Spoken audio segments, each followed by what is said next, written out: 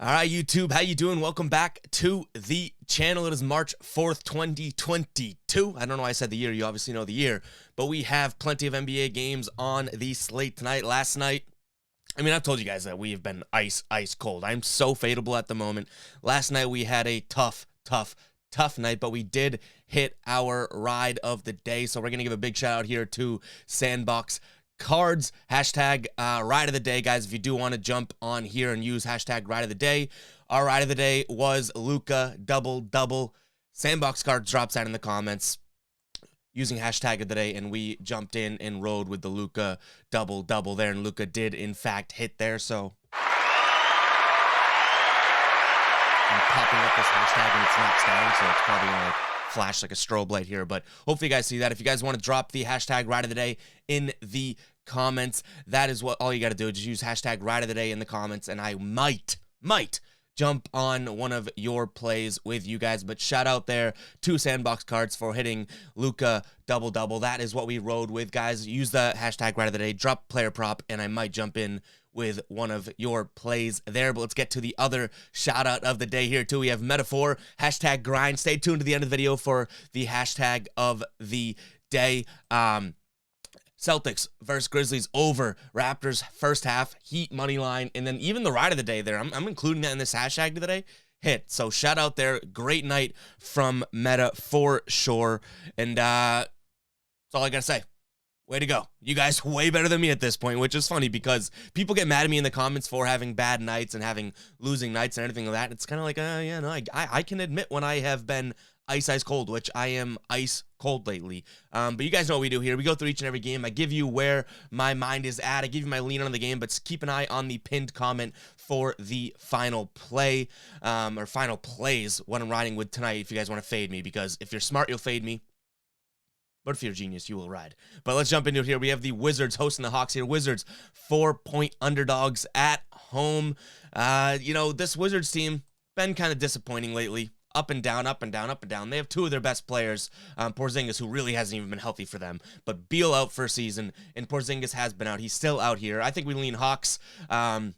Hawks team been inconsistent, but has some pretty damn good wins, and they've been competing here. So we're going to lean Hawks here -4. I think that's a very good number, a very good value play there as well. So we're going to lean Hawks -4 in this one. Next up, we have the Sixers, 7.5-point favorites over the Cavs. I think we have another really good value play here. Sixers, no injuries. The Sixers team is very good. I think that they, I think that trade at the deadline, Harden and everything like that, like we saw the viral clips where Harden already looks like he's getting fed up with teammates.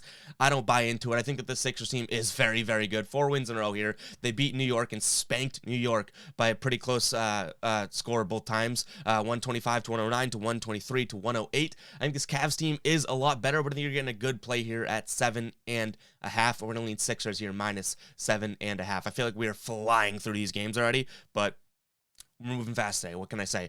Pistons at home against the Pacers, 3.5-point underdogs here. This Pacers team, we've said in videos that we respect them. They can grind it out.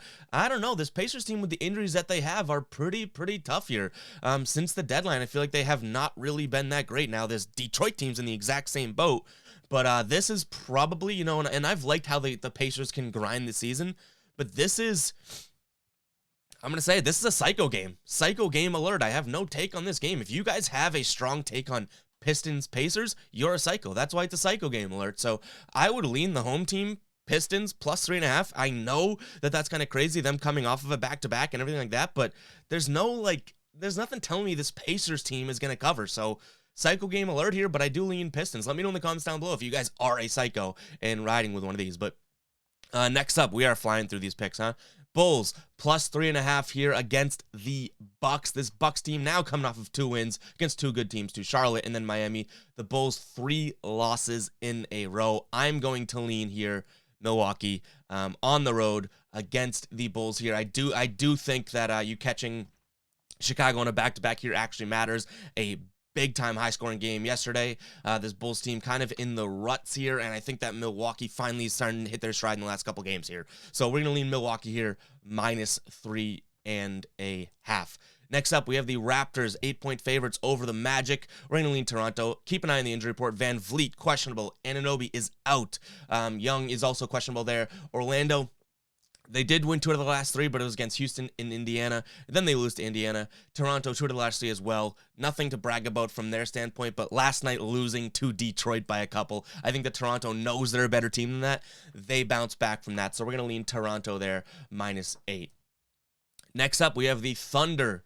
8-point favorites over the Timberwolves, or 8-point underdogs, over the Timberwolves. And I'm not going to lie.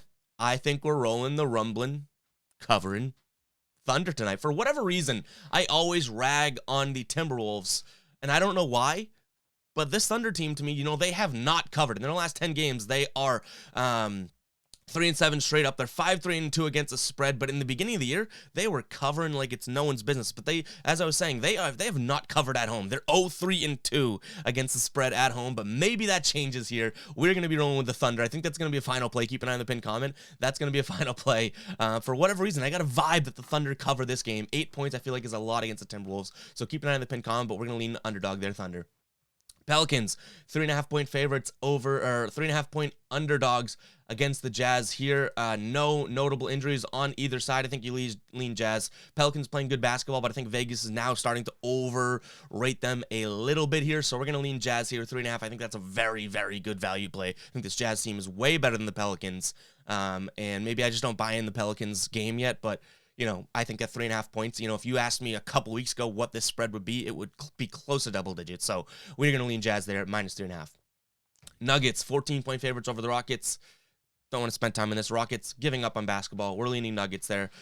Probably not going to be a final play because you guys know how much I hate double-digit spreads. But this Rockets team just L over and over again. So why would you ever trust your money with them? Lean Nuggets there, -14. Next, we have the Suns, 6.5-point favorites over the Knicks. This Knicks team very close to Rockets territory. 1-9 in their last 10 against the spread, too. They're abysmal. 1-9 against the spread. Lean Suns, 6.5-point favorites. Yes, the Suns have not looked like the Suns that we wanted to in the last 3 games or so. But if you still look at their track record, even without Chris Paul, they have looked very good overall. But you have a Chris Paul-less Suns, you have a Devin Booker-less Suns, and I usually wouldn't bet them at all, and this probably doesn't get the final ticket if I'm being completely honest, but this Knicks team is so sad, it's like, what does it matter? So we're leaning Suns there, -6.5. That wraps up the predictions portion of the video, guys. Make sure to, hit that subscribe button. We'll pop it up on the screen. Hit that subscribe button.